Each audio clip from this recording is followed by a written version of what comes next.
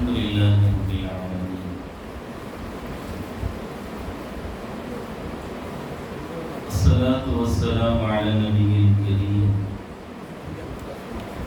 وعلى آله الطيبين وأصحابه الطاهرين والمسلمين والمؤمنين كلهم أجمعين، أما بعد.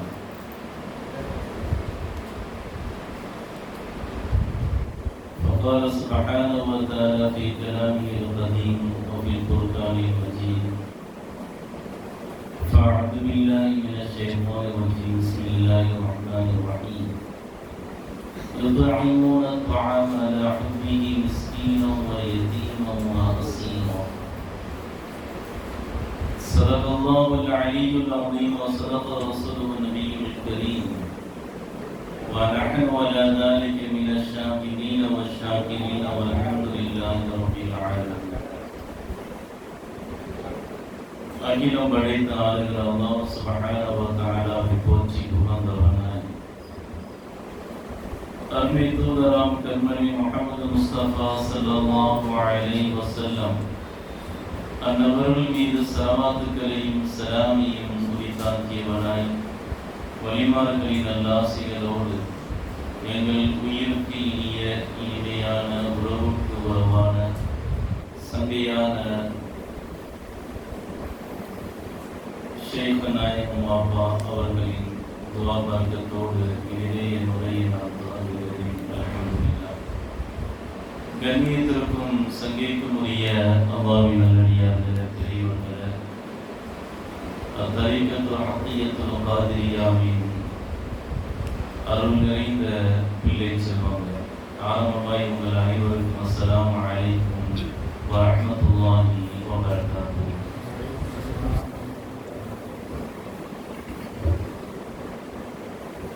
நிறைய பதில் சொல்ல மட்டும் முடியாது. அஸ்ஸலாமு அலைக்கும் வரஹ்மத்துல்லாஹி வபரகாத்துஹு. வலைக்கும் ஸலாம் வரஹ்மத்துல்லாஹி தஆலா வபரகாத்துஹு.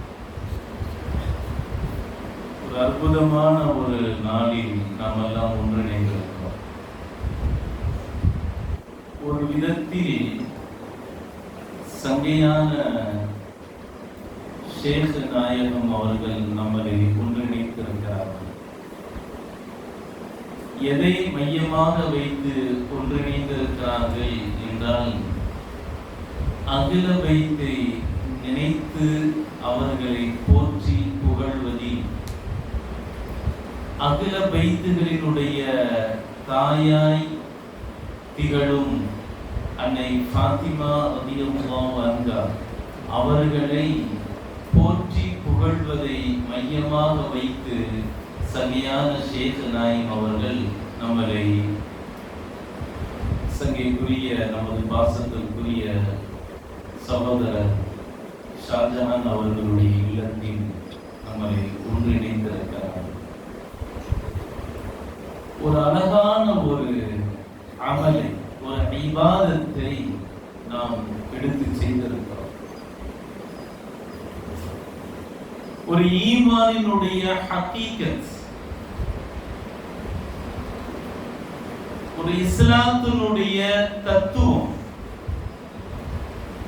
இலாஹியத்தினுடைய அகமியத்தில் அடிப்படையாய் இருக்குகிற மிக முக்கியமான ஒரு நிகழ்வை இபாதத்தாக நாம் எல்லாம் எடுத்திருக்கிறோம். அந்த விதத்தில் அன்னை ஃபாத்திமா ரலியல்லாஹு அன்ஹா அவர்களை நினைவு கூறுவதும், அவர்களை நினைத்து பார்ப்பதும், அவர்களை போற்றி புகழ்வதும் இந்த உம்மத்தினுடைய தலையான கடமையாய் இருக்கு. இன்னும் தெளிவாய் சொல்வதாக இருந்தால், ஈமானினுடைய அனுகூலமாய் இருக்கக்கூடிய மிக முக்கிய நிகழ்வு. அகில பைத்துகளை நினைப்பதும், அவர்களை போற்றுவதும், புகழ்வதும், அவர்களை சங்கைப்படுத்துவதும், அகில பைத்துகளுடைய கரத்தை பற்றி பிடிப்பதும் ஈமானுடைய அகமியத்தில் ஒன்று. அது ஈமானினுடைய ஹகீகத்தில் இருக்கக்கூடிய ஒரு முக்கிய அம்சம். காரணம், அதை பற்றி பிடிக்கிற அந்த நிலையில்தான் ஈமானுடைய ஹகீகத்தை பெறுகிற வழித்தடம் இருக்கிறது.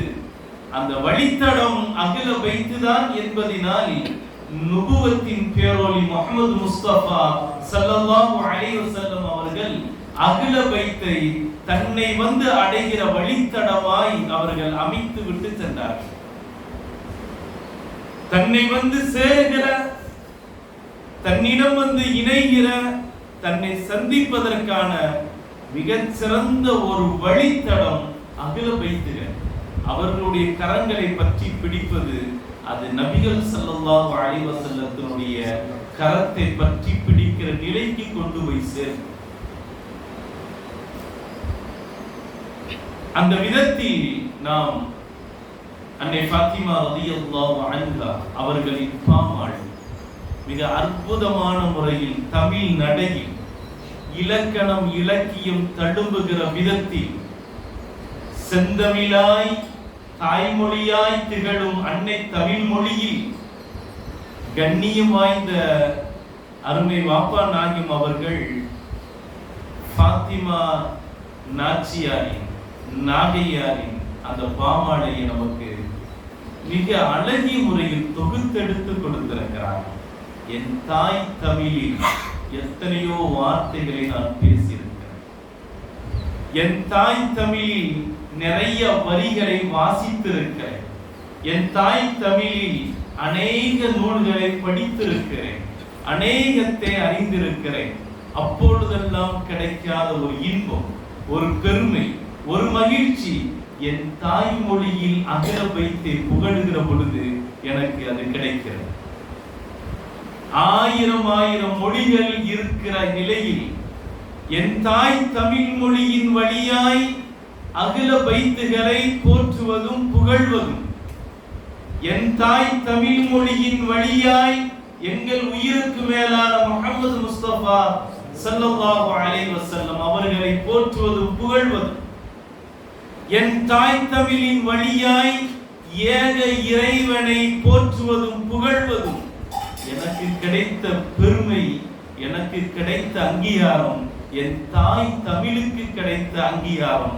அந்த அங்கீகாரத்தை பெற்றுக் கொடுத்தவர்கள் சங்கைக்குரிய நமது ஷேக் நாயகம், நமது வாப்பா நாயகம் என்று சொன்னால் நிச்சயமாக நாம் உணர்கிறோம். நாம் பற்றி இருக்கிற கரம் நமது தமிழையும் விடவில்லை, நமது தத்துவத்தையும் விடவில்லை, நமது ஹக்கீக்கத்தையும் விடவில்லை. நமது ஹக்கீக்கத்தினுடைய ஆழ வரையில் தாய் தமிழ் வழியிலேயே நம்மளை அழைத்து செல்லுகிற அந்த பேரின்பம் இருக்கிறது. அது சொற்களுக்குள் அடங்காத ஒரு பேரின்பமாய் இருக்கிறது என்பதை நாம் உணர்கிறோம். ஒவ்வொரு வரிகளையும் படிக்கும் பொழுதெல்லாம் ஒரு பக்கம் ஈமானுடைய ஹக்கீக்கத்தினுடைய சுவையும் தருகிறது, மறுபக்கம் இந்த தாய் தமிழ் மொழியின் அந்த சுவையும் நாம் பெறுகிறோம். அந்த விதத்தில் அல்லாஹ் நமக்கு பேர் உபகாரம் செய்திருக்கிறார், பேர் பாக்கியம் செய்திருக்கிறார். சங்கையான ஷேக் நாயகத்தை கண்டதும் கரப்பற்றி பிடித்ததும் அவர்களின் பிள்ளைகளாய் நாம் மாறியதும் அல்லாஹ் நமக்கு செய்த பேர் உபகாரம். என் அன்பு நினைந்தவர்களே, அன்னை ஃபாத்திமா ரலியல்லாஹு அன்ஹா அவர்களை நினைவுபடுத்துகிற அற்புதமான ஒரு நாள் ரமலானுடைய முத்தாய்ப்பான 3வது நாள்.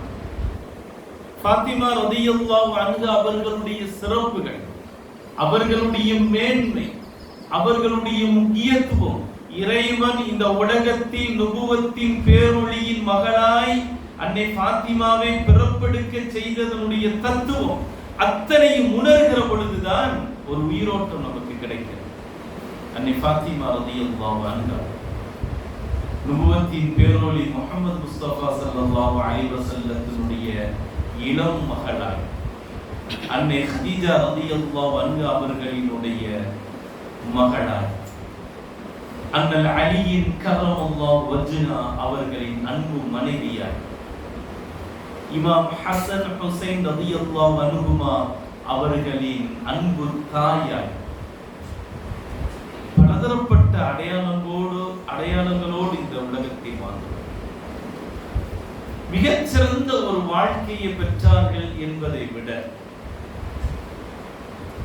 உயிருக்கு மேலான கண்மணி ஸல்லல்லாஹு அலைஹி வஸல்லத்தினுடைய மகளாய் வாழ்ந்தார்கள் என்பதை விட, அன்னை ஹதீஜா பிராட்டியாரின் மகளாய் வாழ்ந்தார்கள் என்பதை விட நாம் பெருமிதம் கொள்கிறோம். அகில பைத்துகளுக்கெல்லாம் துவக்கமாய் தாயாய் வாழ்ந்தார்கள் என்பதுதான் ஒரு பெரிய ஒரு பாக்கியமாகிறது. அதுதான் பெருமிதம். ஹஜ்ரத் இப்ராஹிம் அலைஹிஸ்ஸலாத்தினுடைய குடும்பம், அந்த ஆல் இப்ராஹிம் என்பதனுடைய தாயாய் துவக்கமாய் இருந்தவர்கள் அன்னை ஹாஜரா ரலியல்லாஹு அன்ஹா. அதேபோல் அகில பைத்தினுடைய துவக்கமாய் அன்னை ஃபாத்திமா ரலியல்லாஹு அன்ஹா. ஹாஜரா அம்மா எப்படி ஹஜ்ரத் இப்ராஹிம் அலைஹிஸ்ஸலாத்தினுடைய குடும்பத்தினுடைய ஒரு அங்க அடையாளமாய் திகழ்ந்தார்கள் அந்த தாய், அதுபோல உலகத்தில் இருக்கிற அநேக அகில பைத்துகளுடைய ஏகோபித்த ஒரு தாயாய் துவக்கமாய் திகழ்பவர்கள் அன்னை ஃபாத்திமா ரலியல்லாஹு அன்ஹா. அவர்களுக்கு மிக அற்புதமான ஒரு செல்ல பெயர் அஸ்ஸஹரா என்று சொல்வார். அஸ்ஸஹரா, ஸஹரா என்றால் மலர், மலர்ச்சியான பெண், மலர்ச்சியானவள் என்ற அர்த்தத்தை குறிக்கக்கூடிய அஸ்ஸஹரா. இந்த ஞாபகத்தில் தான் எகிப்தில் இருக்கக்கூடிய ஜாமியுல் அஸ்ஹர், அஸ்ஹர் யூனிவர்சிட்டிக்கு அல் அஸ்ஹர் என்று பெயர் வைத்தது அன்னை ஃபாத்திமா ரலியல்லாஹு அன்ஹா அவர்களுடைய ஞாபகம். அந்த ஸஹரா என்ற வார்த்தையில் இருந்துதான் அஸ்ஹர் என்ற வார்த்தையை எடுத்து அகில பைத்துகளினுடைய ஞாபகமாய், ஃபாத்திமா ரலியல்லாஹு அன்ஹாவினுடைய ஞாபகமாய் ஒரு யூனிவர்சிட்டியை, ஒரு ஜாமியாவை அவர்கள் ஆரம்பித்தார்கள். இன்று வரையில் அகில பைத்து அதை போற்றி புகழுகிறது. அகில பைத்துகளின் நினைவாய் அன்னை ஃபாத்திமா ரலியல்லாஹு அன்ஹாவினுடைய நினைவு அலைகளை ஞாபகப்படுத்தும் ஒரு மிகப்பெரிய ஒரு ஜாமியாவாக அல் அஸ்ஹர் யூனிவர்சிட்டி திகழ்கிறது என்பது வரலாறு. கண்மணி ஸல்லல்லாஹு அலைஹி வஸல்லம் அவர்களுக்கு ஏறத்தாழ 35 வயது இருக்கிற பொழுது பிறக்கிறார்கள். அல்லாஹ்வினுடைய செயல், நாட்டம். அவர்கள் எந்த ஆண்டு பிறந்தார்களோ அந்த ஆண்டு கஅபா புதுப்பிக்கப்பட்டது. கஅபா எந்த ஆண்டு புதுப்பிக்கப்பட்டதோ அந்த ஆண்டில் தான் அன்னை ஃபாத்திமா ரலியல்லாஹு அன்ஹா பிறந்தார்கள். உலமாக்கள் சொல்வார்கள், ஃபாத்திமா ரலியல்லாஹு அன்ஹா அவர்களின் அந்த பிறப்பு கஅபாவை புது பொலிவாய் மாற்றியது என்று சொல்வார்கள். அன்னை ஃபாத்திமா ரலியல்லாஹு அன்ஹா அவர்களுடைய சிறப்பை பற்றி நபிகள் அநேக ஹதீஸ்களை சொல்லியிருக்கிறார்கள். அதில் இந்த ஒரு ஹதீஸ் மிக முக்கியமானது. கைருன் நிசாஇல் ஆலமீன், இந்த உலகத்தில் மிகச்சிறந்த பெண்கள் என்று ஒரு பட்டியலை நபி அவர்கள் கொடுக்கிறார். இந்த உலகத்திலேயே மிகச்சிறந்த பெண்களுடைய பட்டியல் ஒரு 4 பேர்களை நபிகள் ஸல்லல்லாஹு அலைஹி வஸல்லம் தருகிறார்கள். அந்த 4 பேர்களை வரிசையாக நபிகள் சொல்வார்கள். மரியம் பின்த் இம்ரான், ஒன்று மரியம் அலைஹிஸ்ஸலாத்து வஸ்ஸலாம், இந்த உலக பெண்களில் மிகச் சிறந்தவர்கள். மற்றொன்று ஆசியா இம்ராத்து ஃபிரௌன், ஃபிரௌனுடைய மனைவி அன்னை ஆசியா ரலியல்லாஹு அன்ஹா. இது இந்த உலகத்தினுடைய பெண்களிலே மிகச் சிறந்த ஒரு பெண். மூன்றாவதாக அன்னை ஃபாத்திமா பின்த் முஹம்மத் ரசூலுல்லாஹி ஸல்லல்லாஹு அலைஹி வஸல்லம். ஃபாத்திமா ரலியல்லாஹு அன்ஹா உலக பெண்களிலேயே மிகச் சிறந்த பெண்கள். நான்காவது பெண்ணாக,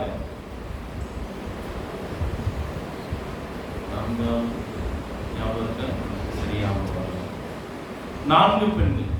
இந்த 4 உலகத்திலேயே மிகச் சிறந்த பெண்களில் தனது மகள் அன்னை ஃபாத்திமா ரலியல்லாஹு அன்ஹா அவர்களுடைய பெயரையும் கண்மணி ஸல்லல்லாஹு அலைஹி வஸல்லம் பதிவு செய்திருக்கிறார்கள் என்றால் ஒரு செய்தியை நாம் யோசிக்கிறோம். தனது மகள் என்பதால் இங்கே சொல்லவில்லை.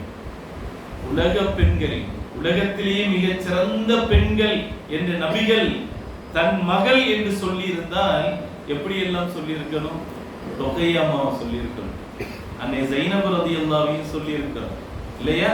உம்மு குல்சம் ரலியல்லாஹு தனது 4 பெண் மக்களையும் பட்டியலிட்டு சொல்லி இருக்க வேண்டும்.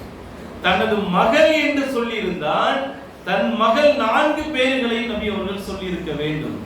ஆனால் அப்படி சொல்ல இல்லை. 4 பேர்களில் ஒரு நபர் தான் தன் மகளாய் ஃபாத்திமா ரலியல்லாஹு அன்ஹாவுடைய பெயரை நபி அவர்கள் சேர்த்திருக்கிறார்கள் என்றால் உலமாக்கள் சொல்வார்கள் இது வஹி என்று சொல்வார்கள். இது நபிகள் தானாக சொல்லவில்லை, இது வஹியாக சொல்லப்பட்டது. வஹியாக சொல்லப்பட்டதினால் தன் 4 மகள்களில் ஒரு மகள் பேர் மட்டுமே அங்கே வந்திருக்கிறார். அதற்கு முன்னால் இருக்கிற 3 பெயர்களும் அது வெவ்வேறான பெயர்கள். எனவே இது நபி அவர்கள் சுயமாக தன் மகள் என்பதினால் சொல்லவில்லை, இது வஹி என்பதினால், இது இறைவனுடைய கட்டளை என்பதினால் தான் நபிகள் சொன்னார்கள் என்று பார்க்கிற பொழுது உலகத்தினுடைய பெண்களில் மிக சிறந்த பெண்களுடைய வரிசையில் அன்னை ஃபாத்திமா ரலியல்லாஹு அன்ஹா என்பவர்களும் ஒருவர் என்பது அல்லாஹ்வினுடைய முடிவு. அது அல்லாஹ்வினுடைய தீர்க்கமான ஒரு உறுதியான ஒரு கட்டளை. அல்லாஹ் தேர்ந்தெடுத்திருக்கிறார். அன்னை ஃபாத்திமா ரலியல்லாஹு அன்ஹாவினுடைய வாழ்க்கையில் நடந்த அநேக தியாகங்கள், அர்ப்பணிப்புகள், சிறப்புகள் என்பது அநேகம் இருக்கிறது.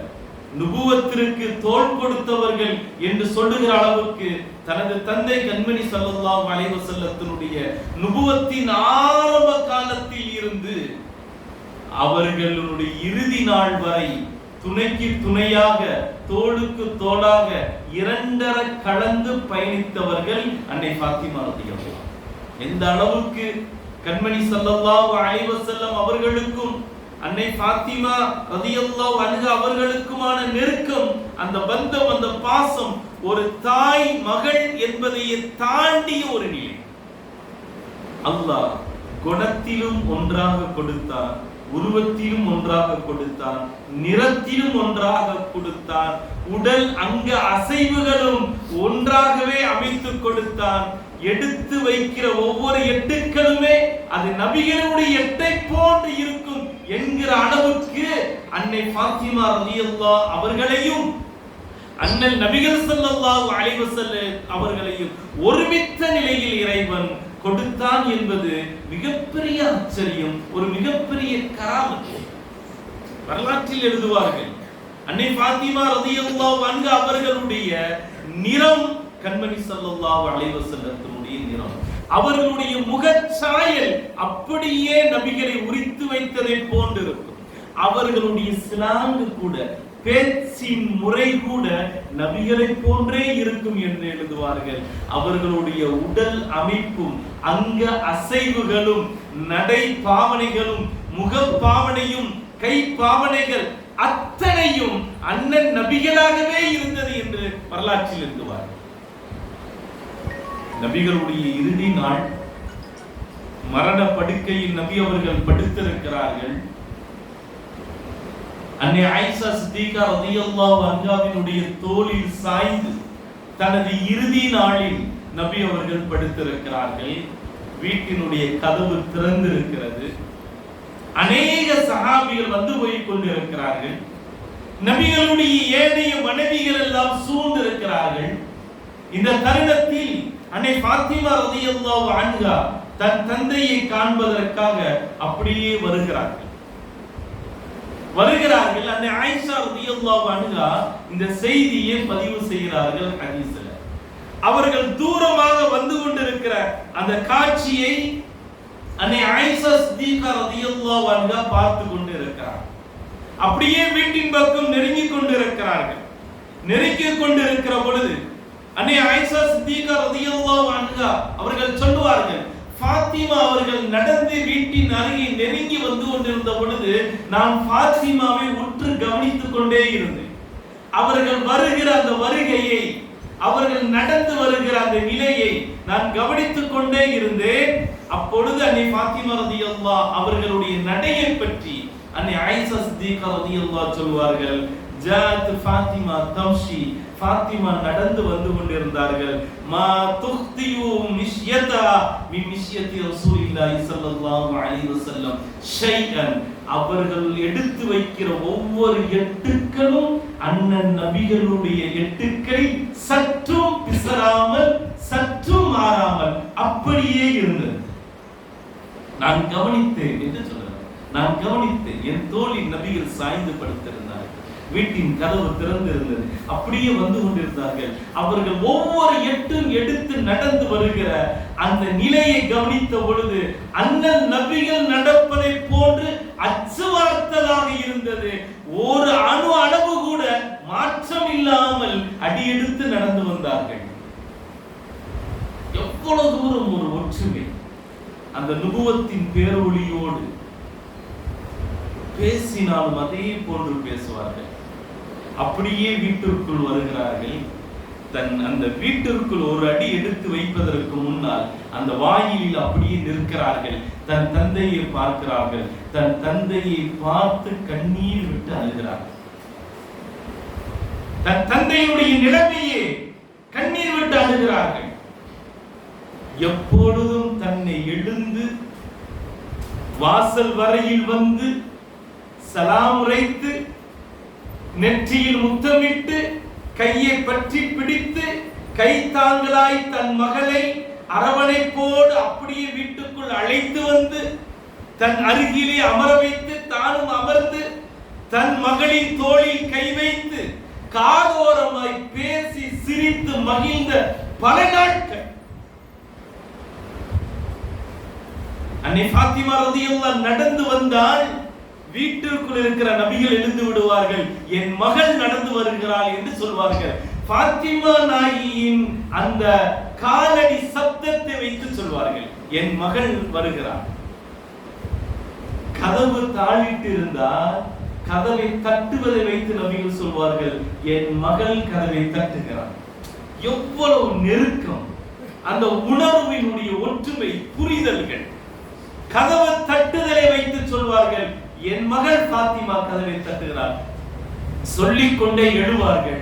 எழுந்து கதவை திறந்து சலாம் கொடுத்து நெற்றியில் ஒரு முத்தத்தையும் கொடுத்து கையை பிடித்து அப்படியே வாமா என்று வீட்டுக்குள் அன்போடு அழைத்து வந்து அமர வைப்பார்கள். இதுதான் வரலாறு. இப்படியாக வீட்டுக்கு வருகிற அன்னை ஃபாத்திமா அன்று வாசலில் நிற்கிறார்கள். என் மகள் ஃபாத்திமா என்று சொல்ல நபிகளால் இயலவில்லை. பாருங்க, வாசலில் ஃபாத்திமா ரலியல்லாஹு நின்று நபிகளை பார்க்கிறாங்க. தந்தைய ஆயிஷா ரலியல்லாஹு அன்ஹா மடியில சாய்ந்து நபிகள் தன் மகளை பார்க்கிறாங்க. இந்த ரெண்டு கண்களிலும் கண்ணீர் நிரம்பி நிற்கிறது. என் தந்தையே, எப்பொழுதும் எழுந்து வருவீர்களே, எனக்கு சலாம் சொல்வீர்களே, என் நெற்றியில் முத்தம் இடுவீர்களே, என் கையை பிடித்துக் கொண்டு வீட்டுக்குள் அழைத்து வருவீர்களே, இப்பொழுது எங்கே? இப்படியெல்லாம் என்னை அழைத்து வந்த என் தந்தையால் இப்பொழுது எழ இயலாமல் கிடக்கிறார்களே என் தந்தை. இயலாதவர்களாக இப்படி ஒரு நாளும் என் தந்தையை நான் கண்டதில்லையே என்ற அந்த கவலை அப்படியே கண்கள் நிரம்பி இருக்கிறது. கண்ணீர் மறுக்கணும். கண்மணி ஸல்லல்லாஹு அலைஹி வஸல்லத்தினுடைய கண்களில் கண்ணீர் தழும்பி இருக்கிறது. ஒவ்வொரு நாளும் உன்னை வாசலில் வந்து சலாம் கொடுத்து கையை பிடித்து நான் வரவழைப்பேன், அழைத்து வருவேனே என் மகளே, இப்பொழுது என்னால் அதை எழ முடியாமல் கிடக்கிறேனே, எழ முடியாமல் இருக்கிறேனே.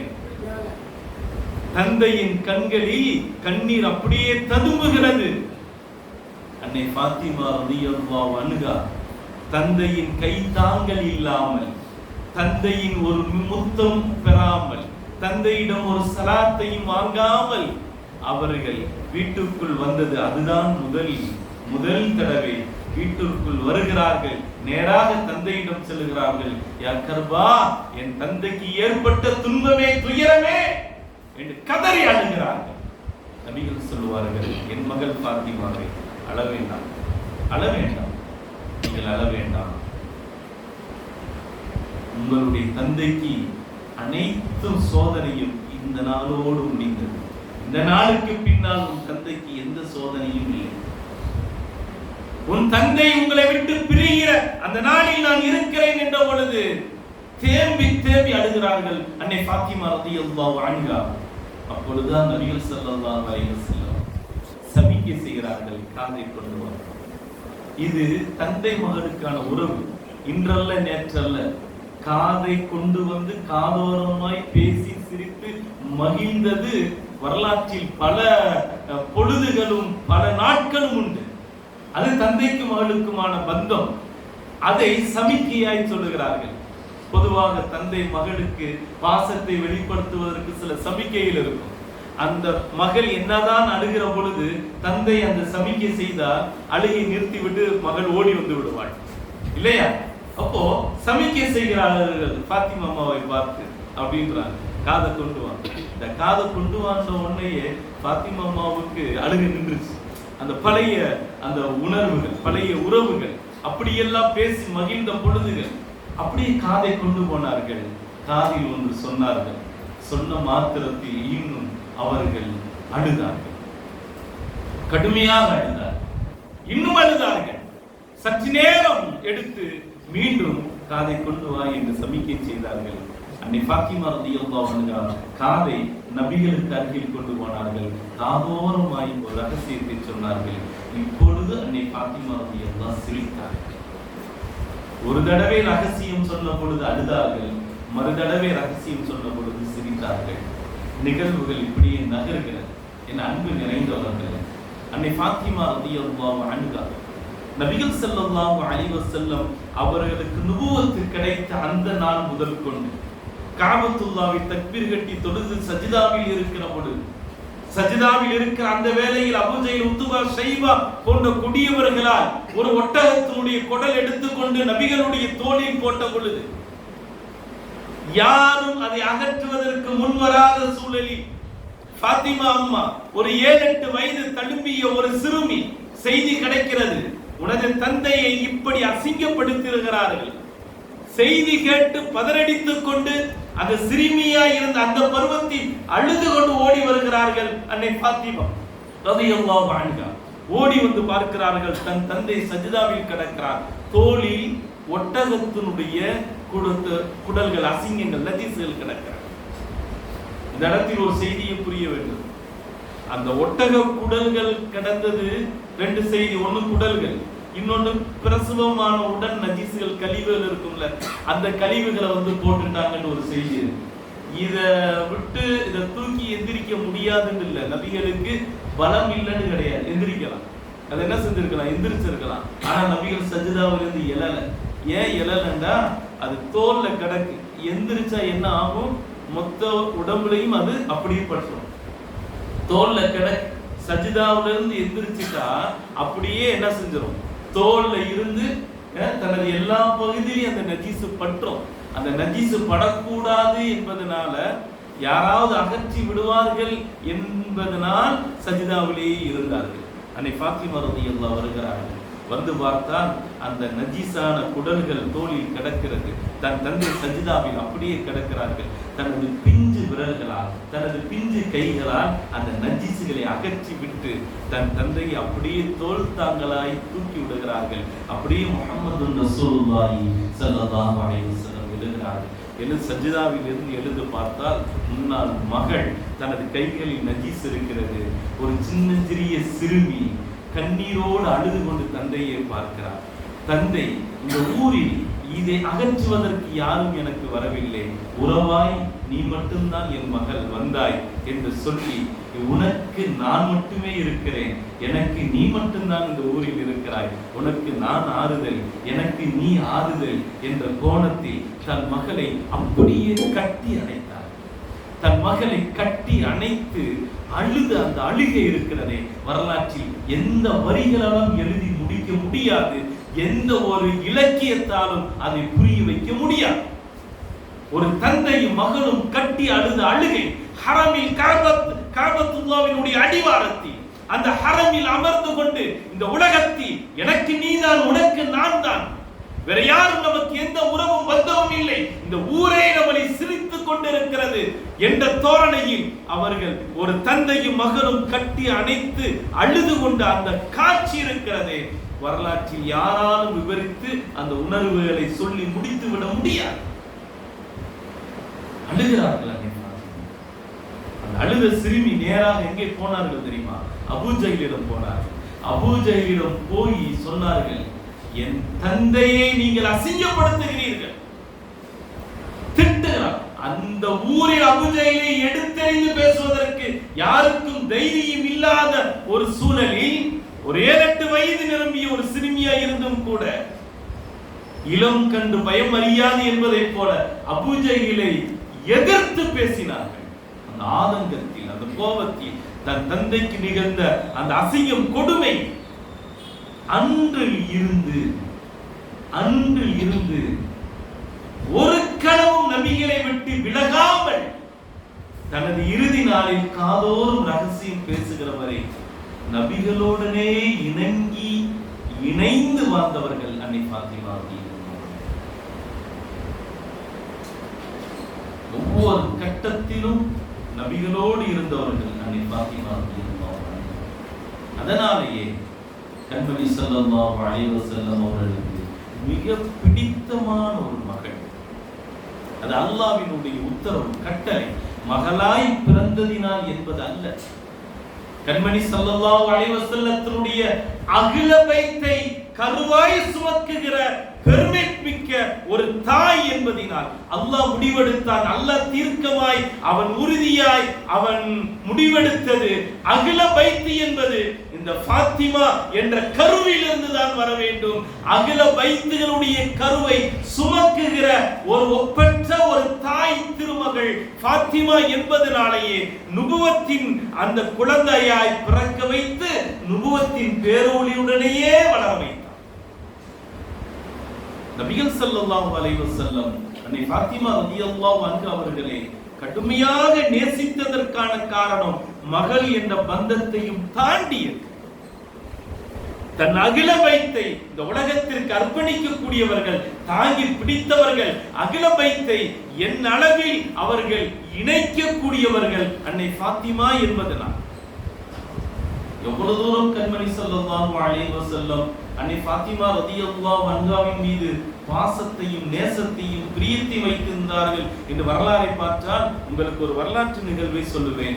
கண்மணி ஸல்லல்லாஹு அலைஹி வஸல்லம் அவர்கள் மட்டுமல்ல, அல்லாஹ்வும் ரசூலும் அன்னை ஃபாத்திமா ரலியல்லாஹு அன்ஹாவின் மீது எவ்வளவு பெரிய பிரியத்தையும் மஹப்பத்தையும் வைத்திருந்தார்கள் என்பதை ஒரு வரலாற்றோடு நான் உங்களுக்கு தெளிவுபடுத்துகிறேன். ஆச்சரியம். நபிகள் மட்டும் இல்ல, அல்லாஹ். அன்னை ஃபாத்திமா ரலியல்லாஹு அன்ஹா அவர்கள் அன்பு கணவர் அலியின் கர்ரமல்லாஹு வஜ்ஹா ரலியல்லாஹு அன்ஹு அவர்களும் வீட்டில் அமர்ந்திருக்கிறார். கோதுமையை அரைத்தெடுத்து, மாவு பிணைந்தெடுத்து, ரொட்டியை தட்டி சுட்டெடுத்து சாப்பிட வேண்டும் கடுமையான பசி என்கிற நிலையில். இன்னும் தெளிவாய் சொல்வதாயிருந்தால் அது ஏறத்தாழ ஒரு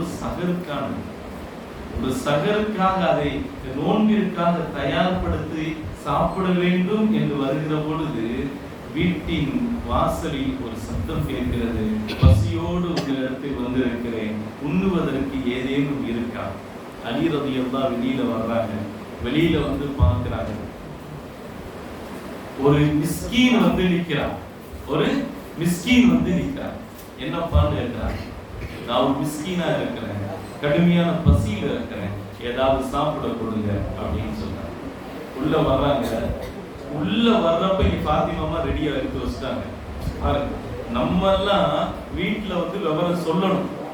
இப்படி வந்திருக்கிறாங்க, ஏதாவது கொடுக்கலாமாண்டா, என்ன கொடுக்கலான்னு ஒரு வீட்டுக்காரமா ஆலோசனை பண்ணும். அங்க பேசுறப்ப இங்க ரெடி ஆயாச்சு. மொத்த ரொட்டியும் எடுத்து ரெடியா வச்சுட்டாங்க. உள்ள வந்து கேட்கல, இவங்க கொடுத்துருங்க. அன்று எந்த விதமான சகர் உணவு இல்லாமல் நோன்பாங்க. மறுநாள் அப்படியே தாங்கள் உண்பதற்கு 2வது நாளும் ரொட்டி எடுத்து வைத்த பொழுது அதே வாசலில் ஒரு சப்தம் கேட்கிறது. கடுமையான பசியோடு வந்திருக்கிறேன், உண்ணுவதற்கு ஏதாவது கொடுங்க. வெளியே வருகிறார். ஒரு எத்தீமாக நான் இருக்கிறேன், எனக்கு உணவு கொடுங்க. எத்தீமாக இருக்கிறேன். அலி ரலியல்லாஹு உள்ள வர்றாங்க. ஃபாத்திமா மொத்த ரொட்டி எடுத்து வச்சுட்டாங்க. கொடுத்தாங்க. 2 நாள் சங்கையான ஷேக் நாயம் அவர்கள் ஃபாத்திமா அந்த அழகிய பாடலில் 170வது வரி அதை படிச்சு அவருக்கு இந்த நிகழ்வை மிக அழகிய தமிழில் தனக்கே உரித்தான இலக்கிய நயத்தோடு நமக்கு அதை எழுதி கொடுத்திருக்கிறாங்க. 170வது அந்த பாடல் வரும். 2வது நாள் ஒரு யத்தீம் நான் வந்திருக்கிறேன், எனக்கு உணவு கொடுங்கள், இருப்பதை கொடுத்து விட்டார்கள். 2வது நாள் 3வது நாளும் சமைத்தெடுக்கிறார்கள் ரொட்டியை. இதே போல் ஒரு சத்தம் கேட்கிறது.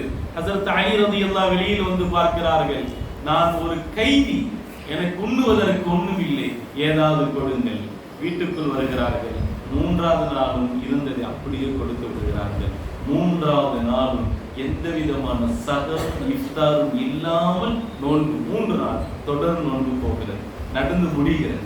முதல் நாள் ஒரு மிஸ்கீன் வந்தார், 2வது நாள் ஒரு யத்தீம் வந்தார், 3வது நாள் ஒரு கைதி வந்தார், ஒரு சிறை கைதி வருகிறார். 3 நாள் முடிகிறது. அல்லாஹ் அக்பர். ஆச்சரியம் என்னன்னு தெரியுமா? இந்த நடந்த நிகழ்வு அல்லாஹ் நபிகளுக்கு சொல்லுகிறார், அற்புதமாக சொல்லுகிறார். உங்களுடைய மகளின் வீட்டில் என்ன நடக்கிறது தெரியுமா? உங்கள் மகளும் மருமகனும் அங்கு என்ன செய்கிறார்கள் தெரியுமா? அல்லாஹ் ஆயத்தை இறக்கிறான். وَيُطْعِمُونَ الطَّعَامَ عَلَى حُبِّهِ مِسْكِينًا وَيَتِيمًا وَأَسِيرًا. يُطْعِمُونَ الطَّعَامَ عَلَى حُبِّهِ, அவர்களுக்கு மிக விருப்பமான உணவை அவர்கள் உணவளித்தார்கள். யாருக்கெல்லாம் அளித்தார்கள்? அல்லாஹ் சொல்கிறான், யுஹிப்பூன அலா ஹுப்பி மிஸ்கீனன், ஒரு மிஸ்கீனுக்கு கொடுத்தார்கள். வயதீமன், 2வது நாள் ஒரு யதீமுக்கும் கொடுத்தார்கள். வஅசீரன், 3வது நாள் ஒரு கைதிக்கும் கொடுத்தார்கள். அப்படியே அல்லாஹ் சொல்கிறான். 19வாக ஏழைகளுக்கு கொடுத்தார்கள் சொல்லல. இந்த வீட்டு வாசலில் அன்னை ஃபாத்திமா ரலியல்லாஹு அன்ஹாவுடைய வீட்டு வாசலில் என்ன நடந்ததோ, வீட்டு வாசலில் நடந்தது அங்கு வான்மறையில் ஆயத்துக்களாக வந்துவிட்டது. அல்லாஹ் அப்படியே அடுக்கி சொல்லுகிறார். முதல் நாள் ஒரு யத்தீமுக்கு கொடுத்தார்கள், ஒரு மிஸ்கீனுக்கு கொடுத்தார்கள், ஒரு யத்தீமுக்கு கொடுத்தார்கள், ஒரு கைதிக்கு கொடுத்தார்கள். யுத்இமூன الطعام على حبه مسكينا ويتيما واسيرا. அசீரன்டா கைதி கொடுத்தார்கள். ஹஜ்ரத் நபிகள் ஸல்லல்லாஹு அலைஹி வஸல்லத்திற்கு வகி வந்த உடனே இதை பார்த்து இதை கேட்டு ஆச்சரியம், என்ன நடந்து கொண்டிருக்கிறது என் மகள் பார்க்க. அது மட்டும் அல்லாஹ் சொல்லி முடிக்கல. இப்ப அல்லாஹ் நபிகள்கிட்ட பேசுறான். ஆகும் அல்லாஹ் யார்கிட்ட பேசுறான்? இந்த குர்ஆன் வசனங்களை ஓதுற தோரணிலே பார்த்ததுனால நமக்கு எதுவுமே விளங்கல, நம்ம உருப்படி இல்லாம இருக்காங்க. குர்ஆனுடைய ஒவ்வொரு வசனங்களையும் அதனுடைய ஹகீகத்துல நம்ம புரிந்தால் அப்பொழுதுதான் குர்ஆன் என்னன்னே நமக்கு புரியும். அல்லாஹ் நபிகளோடு பேசுறான். யாரை பத்தி பேசுறான்? ஃபாத்திமா பத்தி பேசுறான். பாருங்க, அல்லாஹ் ரசூலும் பேசுற விஷயம் இது. அல்லாஹ் ரசூலும் தொழுகையை பத்தி பேசுறான், அல்லாஹ் ரசூலும் ஜகாத்தை பத்தி பேசுறான், கடமைகளை பத்தி பேசுறான், சொர்க்க நரகங்களை பத்தி பேசுறான் இல்லையா? வாழ்க்கை வழிமுறைகள் சட்ட திட்டங்களை பத்தி பேசலாம். இங்க அல்லாஹ் ரசூல் என்ன பேசுறாங்க? ஃபாத்திமா ரலியல்லாஹு அன்ஹாவுடைய வீட்டு வாசலில் நடந்ததை பேசுறாங்க. அல்லாஹ் சொல்றான், உங்களுடைய மகள் ஃபாத்திமா அவங்களுடைய வீட்டுக்கு ஒரு மிஸ்கீன் வந்தாரு, ஒரு யத்தீம் வந்தாரு, ஒரு கைதி வந்தாரு. அவங்க எதையுமே வச்சுக்கிறாம 3 நாள் தொடர்ந்து இப்படி தர்மம் பண்ணிட்டாங்க, சதகா பண்ணிட்டாங்க. அவங்க பசியோடு இருக்கிறாங்க. இன்னமா நுத்இமுக்கும் லிவஜ்ஹில்லாஹ், அதையும் அல்லாஹ் சொல்றான். ஆச்சரியம் பாருங்க, இன்னமா நுத்இமுக்கும் லிவஜ்ஹில்லாஹ், இப்படி அவங்கள் இப்படி உணவை கொடுத்தது எல்லாம் இறைவனுடைய திரு பொருத்தத்திற்காக மட்டும்தான். நம்ம தொழுதுட்டு நம்ம நோன்பு வச்சிருக்கோம் சொல்லுவோம், இல்லைங்க பாய் நான் அல்லாஹ்வுக்காக நோன்பு வச்சிருக்கோம், நம்ம தான் சொல்லிக்கிட்டு அலையோம். அல்லாஹ் சொல்லுவானா? அந்த தரத்துல நம்ம இல்லை. நம்ம தான் நம்ம இபாதத்துக்கு அங்கீகாரத்தை தேடிக்கிட்டு இருக்கிறோம்.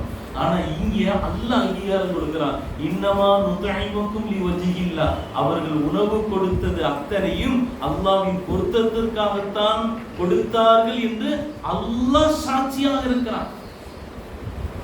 சொல்லிட்டு அது மட்டும் இல்ல, இப்படி ஒரு அற்புதமான காரியத்தை இறைவனுடைய திருப்பொருத்தத்திற்காக, இறைவனுடைய இலாஹியத்தை மட்டுமே, அந்த ஹகீகத்தை மட்டுமே அவர்கள் எண்ணம் கொண்டு உள்ளத்தில் வைத்து இந்த உணவு தர்மத்தை அவர்கள் அர்ப்பணித்ததினால், தொடர்ந்து 3 நாட்கள் அர்ப்பணித்ததினால் இவர்களுக்கான வெகுமதி என்ன என்பது ஒரு லிஸ்ட் போறான், ஒரு பட்டியல் போறான். இவங்களுக்கான வெகுமதி என்ன? தொடர்ந்து அல்லாஹ் ஆயத்துக்களை, அடுத்தடுத்த ஆயத்துக்களை சொல்கிறான். இப்படி இவர்கள் பொறுமை ஆற்றி இருந்ததினால் சொர்க்கத்தையும் பட்ட ஆடைகளையும் இவர்களுக்கு நான் வெகுமதியாய் வைத்திருக்கிறேன். சொர்க்கத்தை வைத்திருக்கிறேன், பட்ட ஆடைகள். முத்தகீன ஃபியா அலல் அராயிகி, அந்த சொர்க்கத்தில் இவர்கள் ஒய்யாரமாய் சாய்ந்து அமர்ந்திருப்பார்கள். லா யரவுன ஃபியா ஷம்ஸன் வலா ஸம்ஹரீரா, அதிக வெப்பத்தையும் அதிக குளிரையும் அவர்கள் அங்கு காண மாட்டார்கள். அதிக வெப்பத்திற்கும் அதிக குளிருக்கும் இடைப்பட்ட இதமான ஒரு கிளைமேட், ஒரு பருவ நிலை. அந்த நிலையில் அவர்கள் சாய்ந்து அமர்ந்திருப்பார்கள். முத்தகீன ஃபியா அலல் அராயிகி லா யரவுன ஃபியா ஷம்ஸன் வலா ஸம்ஹரீரா வதானியத்துன் அலைஹிம் ظிலாலுஹா வதுல்லிலத் குதூஃபுஹா தத்லீலா. மரத்தினுடைய நிழல், அவர்கள் செல்லும் இடமெல்லாம் நிழல் இருக்கும். அந்த மரத்தினுடைய கனிகள் அவர்களுக்காக தாழ்ந்து வந்து கிடக்கும். மரத்தினுடைய சுவனம், மரத்தினுடைய நிழல் அவர்கள் செல்லும் இடமெல்லாம் நீண்டு கொண்டிருக்கும். அவர்களுக்காகவே மரக்கிளைகள் எல்லாம் தாழ்ந்து வந்து தனது கனிகளை கொடுப்பதற்காக மரத்தினுடைய கனிகள் தாழ்ந்து கிடக்கும். ويطاف عليهم بآنية من فضة وأكواب كانت قوارير. அவர்கள் பருகுவதற்கும் குடிப்பதற்கும் பயன்படுகிற வெள்ளியினால் ஆன பாத்திரங்களும் கண்ணாடியால் ஆன கிண்ணங்களும் எப்பொழுதும் தயார் நிலையில் இருக்கும். அவர்களை சுற்றி சுற்றி வரும் வெள்ளியினால் ஆன பாத்திரங்கள், கண்ணாடியால் ஆன கிண்ணங்கள். அதோட நிக்கல. அடுத்து அல்லாஹ் என்ன சொல்றான்? அந்த வெள்ளியிலான பாத்திரங்களும் அந்த கண்ணாடி கிண்ணங்களும் சீரான ஒரே அளவில் இருக்கும். சீரான, ஒண்ணு பெருசு ஒண்ணு சிறுசுலாம் இல்லை. நம்ம வீட்டுக்கு முக்கியமான கெஸ்ட் வந்துட்டா ஒரே கலரை ஃபாலோ பண்றதுல ஆசைப்படுவோம் இல்லையா? டின்னர் செட்டு ஒரே கலரா இருக்கும், டைம் டேபிள்ல விரிப்பு ஒரே, இதெல்லாம் வந்து அவங்க மீது கொண்டு இருக்கிற மரியாதை, அதை வெளிப்படுத்துவது எல்லாம் ஒரு ஈவனா ஒரே கலர்.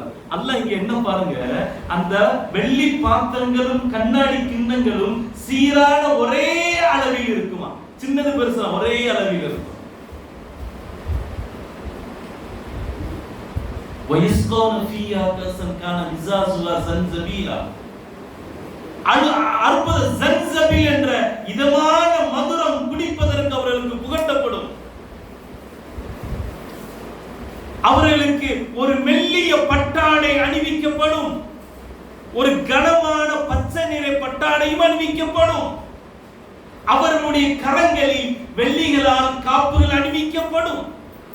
அவர்களுக்கு பணிவிடை செய்வதற்காக எந்நேரமும் இளம் வயது உடைய ஆண்கள், இளம் வயது உடைய பையன்கள் அவர்கள் கைகளில் பாத்திரங்களோடு சுத்தி வந்து கொண்டே இருப்பார்கள். அவர்களை பார்த்தால் முத்துக்கள் சிதறி கிடப்பதை போன்று இருக்கும். இப்படியெல்லாம் அவர்களுக்கு வெகுமதியை அல்லாஹ் சொர்க்கத்தில் வைத்திருக்கிறான். அவர்கள் என்பதல்ல, உடைத்து பேசுகிறேன். அன்னை ஃபாத்திமா ரலியல்லாஹு அன்ஹா அவர்களுக்கும் அலி ரலியல்லாஹு அன்ஹு அவர்களுக்கும் நான் சுவனத்தில் இப்படியான மரியாதையும் உயர்வையும் கண்ணியத்தையும் மேன்மையும் நான் வைத்திருக்கிறேன் என்று முஹம்மது ரசூலுல்லாஹி ஸல்லல்லாஹு அலைஹி வஸல்லம் அவர்களிடத்தில் வஹீயின் வழியாக வான்மறையின் வார்த்தைகளில் வரிகளில் அல்லாஹ் சொல்லிக் கொண்டிருக்கிறார். இந்த இடத்துல ஒரு கேள்வி, இப்படியெல்லாம் இவர்கள் தியாகத்தை எடுத்ததினால் அவர்களுக்கு வெகுமதி நாளை சொர்க்கத்தில் இருக்குன்னு சொல்லி சொர்க்கம் என்று மட்டும் சொல்லி முடிக்கல. சொர்க்கத்துல என்னன்னு அல்லாஹ் ஒரு லிஸ்டவே கொடுக்கான், அல்லாஹ் ஒரு பட்டியலே கொடுக்கான். அந்த சொர்க்கம் எப்படி இருக்கும்? அந்த சொர்க்கத்துல மரத்தினுடைய நிழல் என்ன, அந்த மரத்தின் கனிகள் என்ன, அவர்கள் அமர்ந்திருக்கும் அந்த விருப்பினுடைய தன்மை என்ன, அவர்களுக்காக பயன்படுத்தப்படுகிற பாத்திரங்கள் என்னென்ன வகை ரகம், அந்த பாத்திரங்களுடைய அளவுகள் என்ன, அத்தனையும் சொல்லி முடிக்கிறான். இந்த இடத்துல ஒன்னே விட்டுட்டாங்க. சொர்க்கத்தினுடைய ஞாபகத்துகள் ஒண்ணு இருக்குல்ல, ஜன்சபில் அந்த மதுரமானது இருக்கு. அதே மாதிரி ஐனன் ஃபியா அங்க அந்த இடத்துல பெரிய அழகான ஒரு ஊற்று ஓடும், அதையும் சொல்லுகிறான். ஆடைகளை சொல்லுகிறான், எல்லாத்தையும் சொல்றான். ஒன்ன மட்டும் சொல்றேன், சொர்க்கத்துடைய நியமத்துக்கள், உயர்தரமான நியமத்துக்களை நம்ம ஹதீஸ்ல கேள்விப்பட்டிருக்கிறோம். விரிப்புகள், படுக்கைகள், கட்டில்கள், அந்த மாளிகையினுடைய தன்மைகள், அதனுடைய வடிவங்கள், அதனுடைய உணவுகள், அதனுடைய தன்மைகள் எல்லாம் இருக்கு. இப்போ நான் உங்கள்கிட்ட கேட்கிறேன், இந்த சொர்க்கத்துடைய நியமத்துக்கள்லயே உங்களுக்கு தெரிந்த மிக முக்கியமான ரொம்ப முதன்மையான நியமத்து அப்படின்னா ஒன்று சொல்லுங்க. சொர்க்கத்து நியமத்துல ரொம்பவும் முக்கியமான முதன்மையான ஞானம், நிறைய ஹதீஸ்கள் அதை பத்தி பேசுறது. ஏதாவது சொல்லுங்க பாப்போம். ஞாபகம் வருதா? இப்ப நான் சொன்னதை தவிர்த்து வேற ஏதாவது நான் விட்டுட்டேனா? நான் சொன்னேன்ல, இது ஏதாவது விட்டுட்டேனா? சரி, நானே சொல்றேன், நீங்க ஓகே பண்றீங்களா? சுவனத்து பேரழகிகள் இருக்கா? கேள்விப்பட்டிருக்கிறோம். பூரியங்கள், பூரியங்கள் கேள்விப்பட்டிருக்கிறோமா? சுவனத்து பெண்கள் தானே. அது சம்பந்தமா நிறைய ஹதீஸ் வந்திருக்குல்ல, இல்லையா? நிறைய ஹதீஸ் வந்திருக்கு இல்லையா? இப்ப சுவனத்தினுடைய எல்லா தன்மைகளும் பேசி வந்த ரப்புல் ஆலமீன் இந்த வரிசையில, இந்த பட்டியல்ல பூரியங்களை சேர்க்கல. நான் இதை எதுக்கு சொல்ல வர்றேன், நீங்க தலைப்பை புரிஞ்சுக்கணும். ஹஸரத் அன்னை ஃபாத்திமா ரலியல்லாஹு அன்ஹா அவர்கள் மீது அல்லாஹ்வும் ரசூலும் எவ்வளவு பிரியம் வைத்திருந்தார்கள் என்பதற்கு சொல்றோம். இந்த பட்டியல்ல பூரியங்கள் பெண்கள் மட்டும் வரல லிஸ்ட்ல. யோசிக்கிறோம், வெள்ளி பாத்திரங்கள் லிஸ்டுக்கு வருது, கண்ணாடி கிண்ணங்கள் லிஸ்ட்ல வருது. அந்த கண்ணாடி கிண்ணங்கள் வெள்ளி பாத்திரங்கள் கூட அல்லாஹ் சொல்லி முடிக்கல. என்னன்னா அதை சீரான அளவில் அந்த பாத்திரங்கள் சைஸ கூட அல்லாஹ் சொல்றான். அப்படி சொல்லணுமா? சொல்ல வேண்டியது, ஆனா அதை கூட சொல்றான். அப்ப எவ்வளவு ரெஸ்பெக்ட் பண்ற பாருங்க நம்ம ஃபாத்திமா ஸஹ்ரா அவங்களுக்கு. அவ்வளவு ரெஸ்பெக்ட் பண்றான். அந்த பாத்திரங்களினுடைய அளவுகளை பற்றி பேசுகிறான், அவர்களுக்கு அணிவிக்கப்படுகிற உடைகளை பற்றி பேசுகிறான்.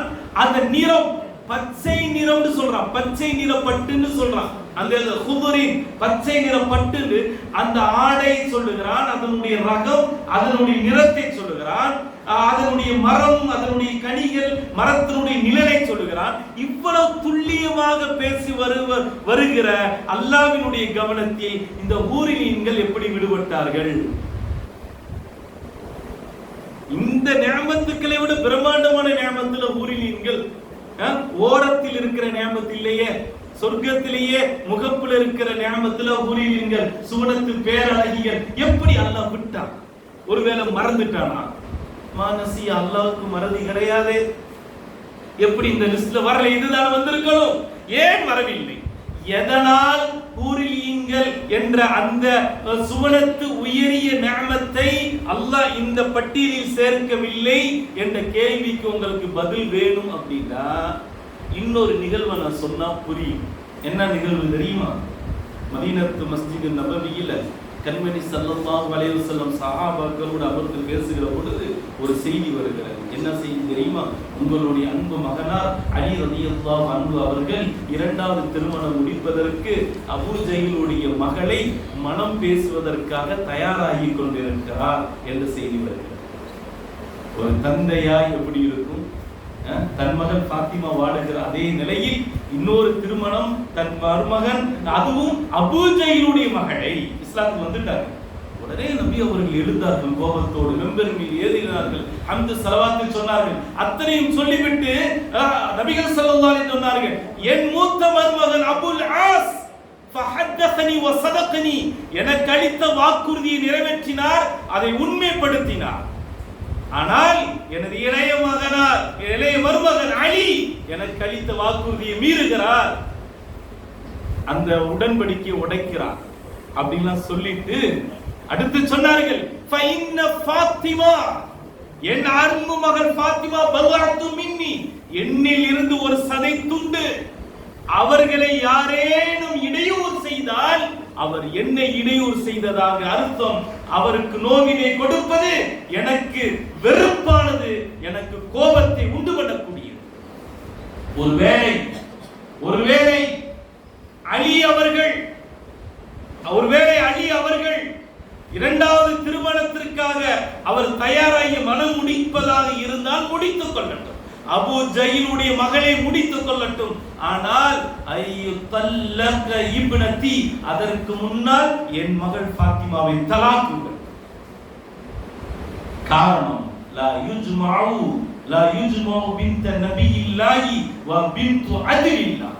அல்லாஹ் நபியினுடைய மகளும் ஒரு இறைவனுக்கு எதிரியுடைய மகளும் அலா வாஹிதி ரஜுலி, ஒரு ஆணுக்கு கீழ் ஒன்று இணைவதற்கு சாத்தியம் இல்லை, அது வாய்ப்பே இல்லை. ஒரு வீட்டில் வாழ்வதற்கு வழி கிடையாது. ஒன்று நபியின் மகள் வாழ வேண்டும், அல்லது அல்லாஹ்வின் எதிரியின் மகள் வாழ வேண்டும். கடுமையா பேசு. சரி, என்ன ஏன் இரண்டாவது திருமணம் மார்க்கத்துல கூடாதா? ஷரியத்துல இல்லாத ஒண்ணா? கூடும். அலி ரலியல்லாஹு செஞ்சது தவறா? ஷரியத்தை மீறியதா? ஷரியத்தை மீறியது, ஷரியத்துல கட்டுப்பட்டது. வேற என்ன நபிகள் கோபப்பட்டாங்க? திருமணத்தின் போது நபி அவர்கள் ஒரு ஒப்பந்தம் எடுத்தார்கள். என்ன ஒப்பந்தம்?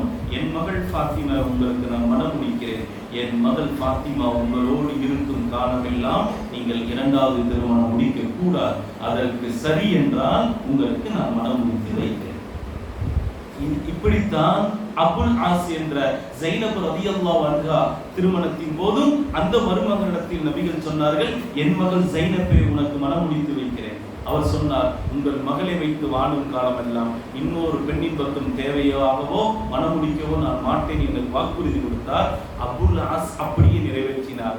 அலியும் சரி என்று சொன்னார். ஆனால் இன்றைக்கு அந்த வாக்குறுதியை மீறி, உடன்படிக்கை மீறி பெண் பேச போய் கொண்டிருக்கிறார். இதுதான் விஷயம்.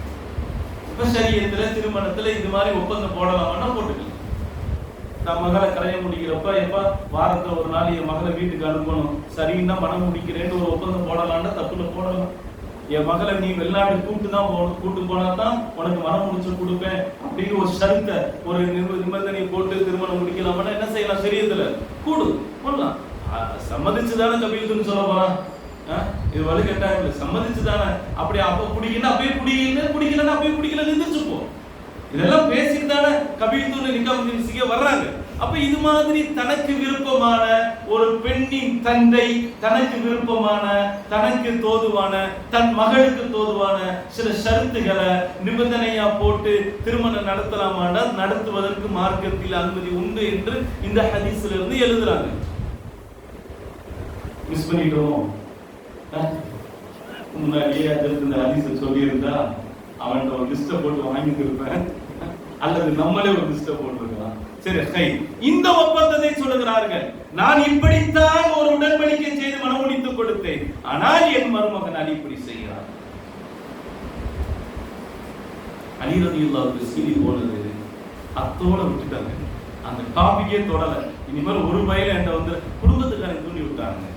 குடும்பத்துக்காரே நம்ம ஒரு சொந்த பந்தம்னா ஒண்ணா இருக்கணும்னு சொல்லி இப்படிலாம் செஞ்சுட்டாங்களா?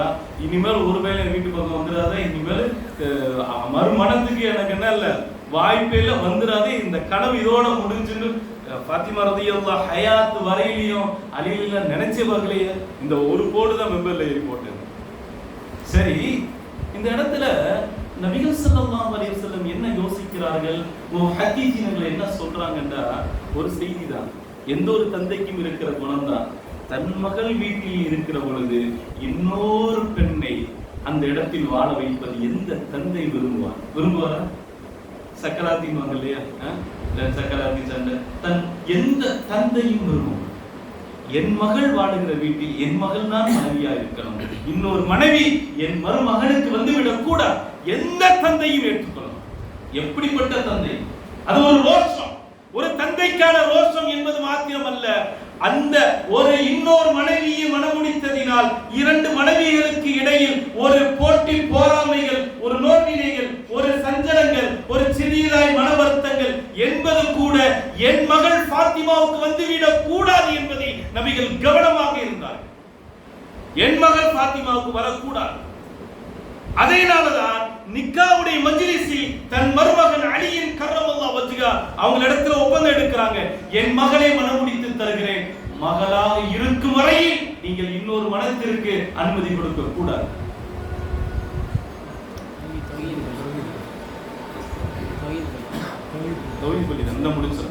அப்போ இந்த முடிச்சிடலாம் 2 நிமிஷத்துல.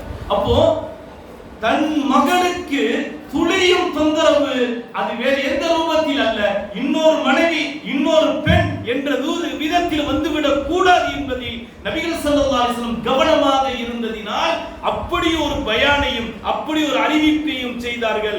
தலாக்கு கூட விடலாம் என்கிற அளவுக்கு அவர்கள் ரோஷப்பட்டார்கள். அன்னை ஃபாத்திமா ரலியல்லாஹு அன்ஹா அவர்களுக்கு துளியும் மன வருத்தம் வரக்கூடாது என்பதில் நுபுவத்தின் பேரொளி முஹம்மது முஸ்தபா ஸல்லல்லாஹு அலைஹி வஸல்லம் கவனமாக இருந்தார்கள். எவ்வளவு அழகான கவனம்! ஹதீஸ் முஃபஸ்ஸிரீன்கள் அதான் சொல்லுவாங்க. என்ன சொல்லுவாங்க? அன்னை ஃபாத்திமா ரலியல்லாஹு அன்ஹா அவங்களுக்கு ஒரு சின்ன மனசஞ்சலம்டா, அது நபிக்கான மனசஞ்சலம், நபிக்கான மனக்குறை. அந்த குறை வந்துவிடக் கூடாது என்பதை நபிகள் கவனமாக இருந்தார்கள். புரிஞ்சுக்கிட்டீங்களா? இந்த விஷயத்தை அப்படியே எடுத்து இப்ப அல்லாஹ்ட்ட வாங்க. அல்லாஹ் ஏன் ஹூரியின் பெண்கள் இந்த லிஸ்ட்ல சேர்க்கல? ஃபாத்திமா கிட்ட பேசுறான்னு வைங்க.